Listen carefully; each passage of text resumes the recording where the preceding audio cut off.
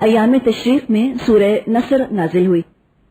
اذا جاء نصر اللہ والفتح ورأیت الناس يدخلون فی دین اللہ افواجا فسبح بحمد ربک واستغفر انہ کان توابا.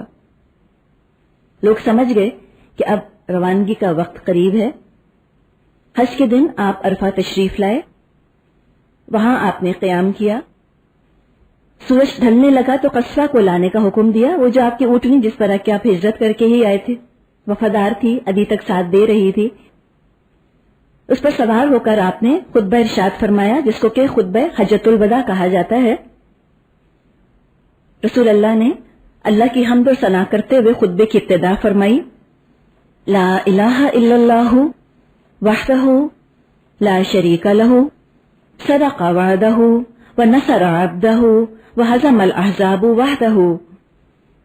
اللہ کے سوا کوئی معبود نہیں، وہ یکتا ہے، کوئی اس کا ساجی نہیں. اللہ نے اپنا وعدہ پورا کیا، اس نے اپنے بندے کی مدد فرمائی اور تنہا اس کی ذات نے باطل کی ساری قوتوں کو زیر کر دیا. 1.25 لاکھ مسلمان آپ کے سامنے موجود تھے اور آپ نے یہ خطبہ ارشاد فرمایا. آپ نے فرمایا، یا ایھا الناس، اے لوگو، اسمعوا قولی، میری بات سنو. فإنی لا ارانی وإیاکم ان نجتمع فی ھذا المجلس ابدا بعد عامی ھذا. میں نہیں سمجھتا آئندہ کبھی ہم اس طرح کسی مجلس میں ایک جگہ جمع ہو سکیں گے. لوگوں نے اپنے اپنے بچے اٹھا لیے کہ تم یہ دیکھ لو کہ اللہ کے رسول ہیں.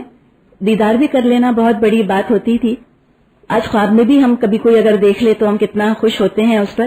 کہاں کہ اللہ کے رسول خود موجود اور آخری نبی.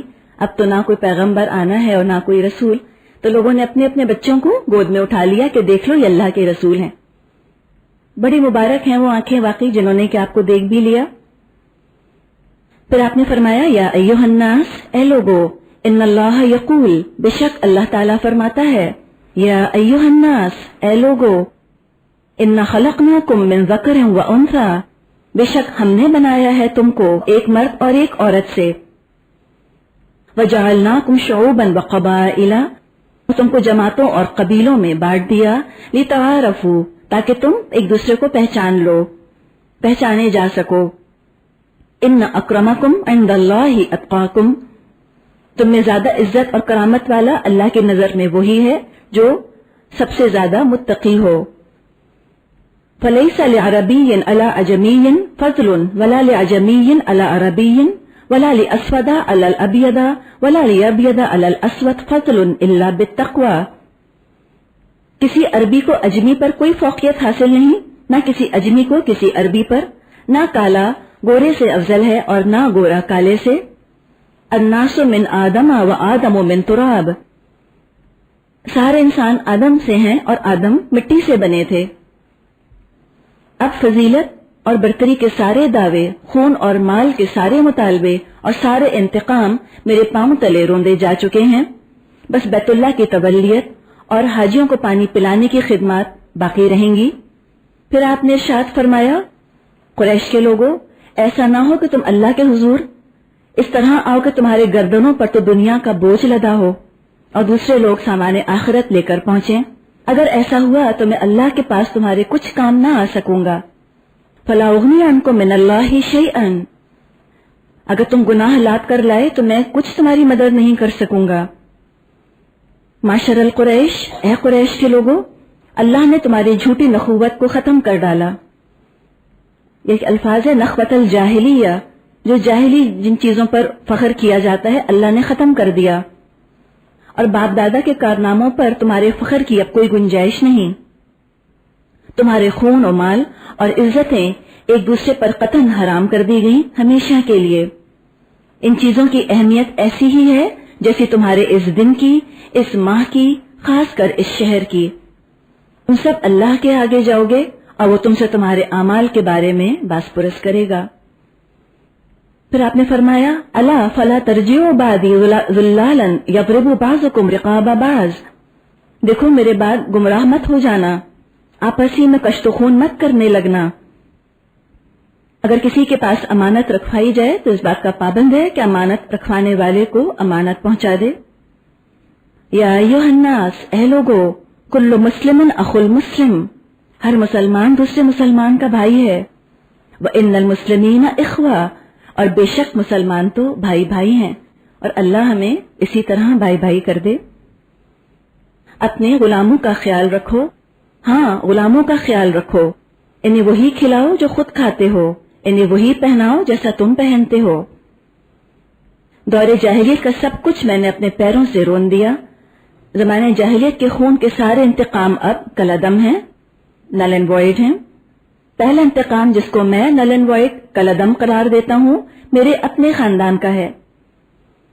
کہنے کو تو کہاوت ہے نا کہ چیریٹی بگنز ایٹ ہوم، یہ عملی نمونہ ہے۔ ربیعہ بن حارث کے دودھ پیتے بچے کا خون جسے بنی حذیل نے مار ڈالا تھا اب میں معاف کرتا ہوں۔ دور جاہلیت کا سود اب کوئی حیثیت نہیں رکھتا۔ پہلا سود جسے میں چھوڑتا ہوں عباس ابن عبد المطلب کے خاندان کا سود ہے، اب یہ ختم ہو گیا۔ آپ نے فرمایا یا ایھا الناس، اے لوگو، ان اللہ عز وجل قد اعطى كل ذی حق حقہ، لوگو اللہ نے ہر حقدار کو اس کا حق دے دیا ہے۔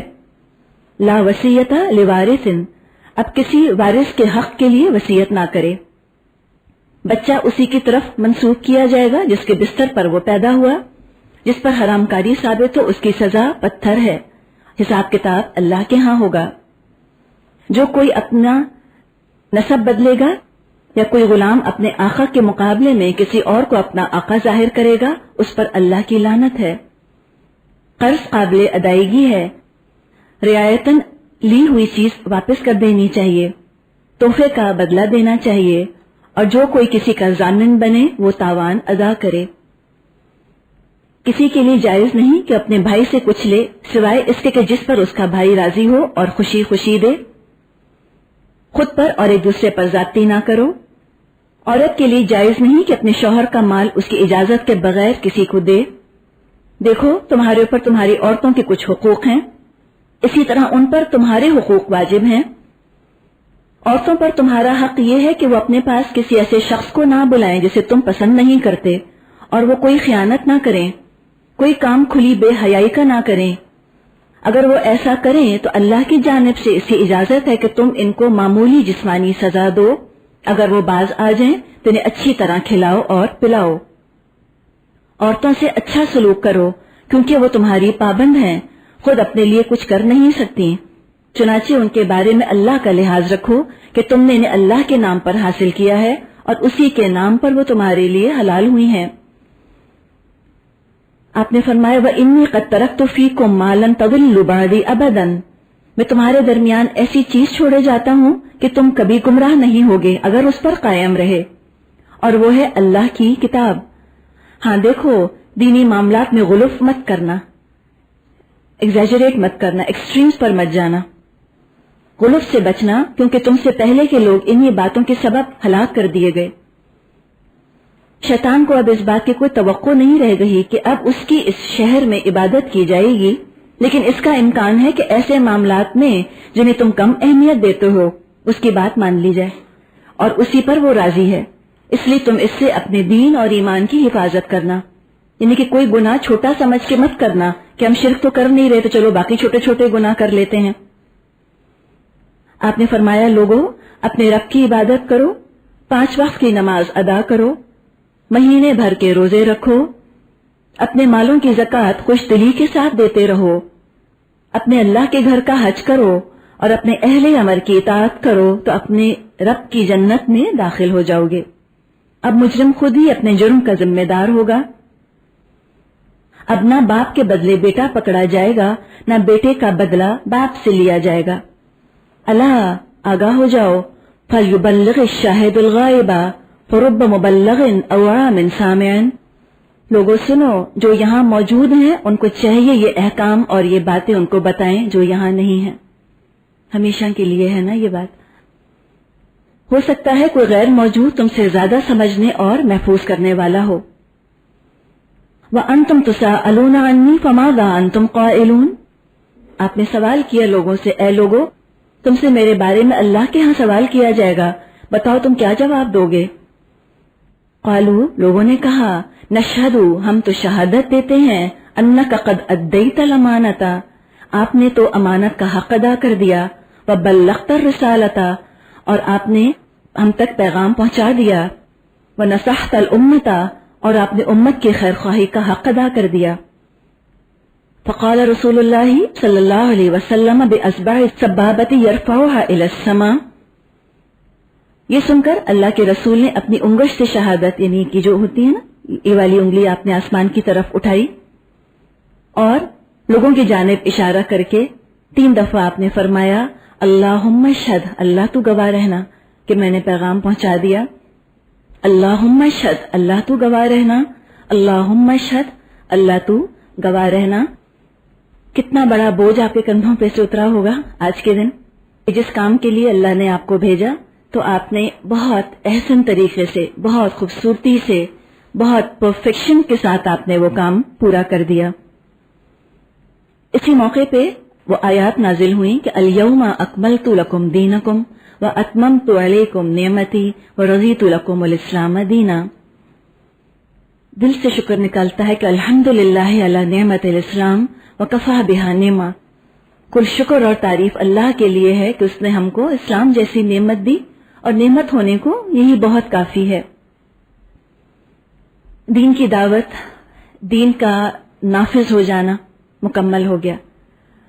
الذی ارسل رسولہ بالہدی ودین الحق لیظہرہ علی الدین کلہ ولو کرہ المشرکون، وہی ہے اللہ جس نے کہ بھیجا ہے اپنے رسول کو ہدایت، یعنی کہ الہدا قرآن دے کر، و دین حق دے کر، تاکہ وہ اس کو غالب کر دے تمام دوسرے ادیان پر، چاہے مشرکوں کتنا بھی ناگوار کیوں نہ گزرے۔ 3 دفعہ یہ آیت قرآن میں آتی ہے، اور یہ تھا دراصل نبی اکرم کا مقصد بعثت۔ آپ کے بھیجے جانے کا مقصد صرف دین کی تعلیم پہنچانا نہیں تھا، دین کو نافذ کرنا بھی آپ کی ذمہ داری تھی۔ یہ تھا دراصل آپ کی فضیلت کا پہلو، یہ ہے آپ کی فضیلت کے دین نافذ بھی آپ نے کیا اللہ کے فضل سے۔ یہ کام مکمل ہوا، آپ کی باتوں اور کاموں سے ایسا محسوس ہونے لگا کہ آپ اس فانی دنیا کو جیسے کہ اب الوداع کہنے ہی والے ہیں۔ رمضان 10 ہجری میں 20 دن کا آپ نے اعتکاف کیا، جبکہ عام رمضان میں آپ 10 دن کا کیا کرتے تھے۔ جبریل علیہ السلام نے اس دفعہ 2 مرتبہ قرآن کا آپ کو دور کروایا، جبکہ ہر سال 1 مرتبہ دور کرواتے تھے۔ سفر 11 ہجری میں آپ دامن احد تشریف لے گئے، آپ نے شہداء کے لیے دعا کی، واپس آ کر ممبر سے مسلمانوں سے خطاب کیا، فرمایا میں تمہارا رہنما اور تم پر گواہ ہوں، میں تمہیں اس وقت اپنے حوض پہ دیکھ رہا ہوں، مجھے زمین اور زمین کے خزانوں کی کنجیاں عطا کی گئی ہیں، مجھے خوف نہیں کہ تم میرے بعد شرک کرنے لگو گے، بلکہ اندیشہ ہے کہ دنیا طلبی میں ایک دوسرے سے مقابلہ کرو گے۔ سارے اندیشے آپ کے بالکل صحیح ثابت ہوئے۔